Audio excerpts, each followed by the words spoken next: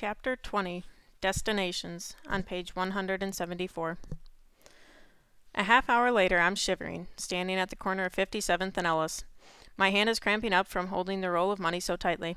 I wait till the coast is clear and tuck the cash between my left arm and my rib cage, hidden by a layer of non-reflective flesh.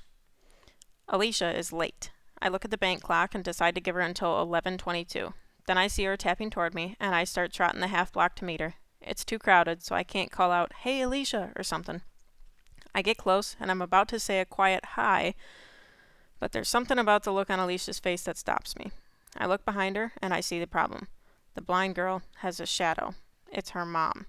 Mrs. Van Dorn is about 30 feet back, holding a book open in one hand and glancing down at it every few steps so she won't look odd for walking so slowly. Falling in step alongside Alicia, I whisper, "Don't stop and don't look toward my voice. Your mom is behind you." Without breaking stride or turning her head, Alicia hisses, "I know! She can always tell when I'm lying, and it makes me crazy. And she's so stupid that she thinks I can't tell when she's following me. Our front door makes a squeaking groan, and I can hear it half a block away." "So what are you going to do?" "Go to the library like I told her, and once I'm there, she'll get bored and leave." We get to the library, and Alicia goes in and up the elevator, and her mother just sits down on a bench out front, reading her book and glancing up at the doorway now and then. The look on Mrs. Van Dorn's face makes me feel sorry for her. She seems so sad and alone. She's wearing the same look I keep seeing on Mom's face. I'll walk quietly into the den or the kitchen, and Mom will be in the middle of something, but stopped, not paying attention to the computer or the book she's reading, and she'll have that same kind of sad, distant look in her eyes. And I always have the feeling that she's thinking about me. I think Alicia's mom must do a lot of worrying, too. 10 minutes go by, and then Mrs. Van Dorn gets up, heaves a big sigh, puts her book under her arm, and starts walking slowly back toward her house. She can go be sad and lonely at home. When I'm sure she's really gone, I go up to the third floor of the library, find Alicia, and in 5 minutes we're looking for a cab to take us to the Sears corporate headquarters in Hoffman Estates. The first 2 cabs refused the fare, and I don't blame them. It's about a 40-mile trip. The third cabbie looks at Alicia and says, "For you, $55, one way." "Okay," I whisper. "Okay." Alicia nods to the driver, and we get inside. When we're settled, I take her right hand and press my money into her palm. Our driver heads straight for Lakeshore Drive North. There's a thick metal and plexiglass divider between the front and back seat, plus the driver's listening to some tinny music. Greek, I think. So Alicia and I talk softly about the plan, which is pretty basic. I go snoop, she waits, I come back, we leave.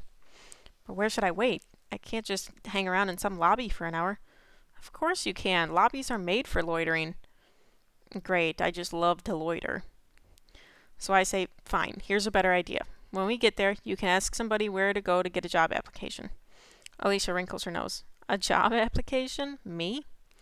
Sure, companies love it when people like you apply for jobs. The eyebrows go up. "People like me?" she says. "You mean people with disabilities, right? Go ahead and say what you mean, Bobby. I know I've got a disability, okay? I'm not a baby. Just say it. Disability." The driver is craning his neck, looking at Alicia in his mirror, uneasy about this angry outburst from his lone passenger. I whisper, "Shh, the driver."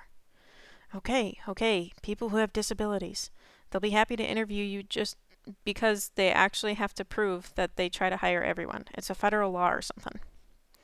Alicia hisses, "It's called the Americans with Disabilities Act, Mr. Smart Guy, and I know all about it, okay?" Fine. And I sit back and look out the window past the lakeside park to the choppy waters of Lake Michigan. A mile or so out to sea, a huge tanker is steaming north. I wish I were on it. Once we're on the Kennedy Expressway, we start talking again and work out the rest of the plan. Nothing much to it. And then I look out the window and start counting the planes circling O'Hare Airport. I spot 7 without even trying. Then I start watching Alicia's face, and it's amazing to me, because I can look at everything. The whole overpopulated, over-traveled, over-trucked, over-paved, over-billboarded, full-color, 3-dimensional world zipping by at 70 miles an hour, and I can get bored. And Alicia's got nothing but her own thoughts and whatever she sees inside her head, and she's not bored at all. She's soaking up the trip, completely alert. I watch, and she has a slight response to every little hum and thump of the tires, the jangling radio music, the flutter and rush of the air in the window, the static and garbled bursts from the driver's two-way, the rumble of a big Kenworth tractor, the whine of a jet on approach, an ambulance screaming past on the eastbound side. A constant flow of bright, fresh pictures with every second. As we sway and bounce and change lanes and brake and accelerate and feel our way along the highway, her nostrils flare like a wild pony sniffing the wind, and I know Alicia's also processing the smells, the exhaust and kerosene, the accumulated scent of 1,000 cab passengers, that half-eaten tin of salad on the seat by the driver, an ocean of airborne information to sift and sort. And watching her, I'm not bored. Still, it's a long ride. When we finally arrive, I'm not prepared for the scale of things. The concrete and glass buildings are huge, not tall, but wide and deep and far apart. The place looks more like a college campus than the home of a retail giant.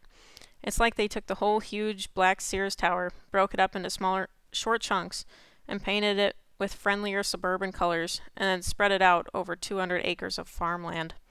Bike paths, a fake pond or two, a basketball court, a huge daycare facility.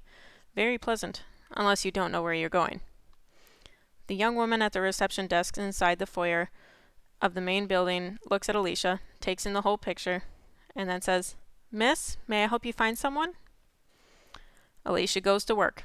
She faces the woman's voice, smiles, and says, "Yes, I'd like to speak with someone in the employment office. I don't have an appointment. I'm just looking for some information about hiring practices for persons with disabilities." "Of course. May I have your name?" "Alicia Van Dorn." "Please wait just a moment, Miss Van Dorn." While the lady punches out numbers on her phone, I scan the Sears Merchandise Group map and directory on the wall behind the desk, and I find what I need. Legal Services is in a building about a quarter mile away. I make a mental note of where the employment offices are, and now I can leave. That's what Alicia and I planned. She's going to do her thing, and I'm going to do mine. When I'm done, I find her. It was 11:45 when we got out of the cab. The deal is that if I don't find her by 1:15, she has someone call her a cab, and she goes back to the library in Hyde Park. But I don't leave. I wait. And I can't talk, but I tap lightly on Alicia's cane, and she stiffens, then smiles slightly, and motions with her head and eyebrows, urging me to get going. But I wait anyway. About 2 minutes pass, and a young man wearing chinos and a blue dress shirt with a loud tie comes out of a corridor and walks right over to Alicia. "Miss Van Dorn?" Alicia turns and smiles. "Yes?" "Hi, I'm John Freeman. I'm with personnel, and I'd be happy to try to answer your questions. Let's head this way. Would you like to take my arm?" He turns and offers his left arm, elbow crooked just right. He's helped blind people before, and he looks like a nice enough guy. Alicia says, "Thanks," lifts the end of her cane off the floor, and takes hold of his elbow, and they're off. And now I've got 1 hour and 10 minutes to find the names of some unhappy customers.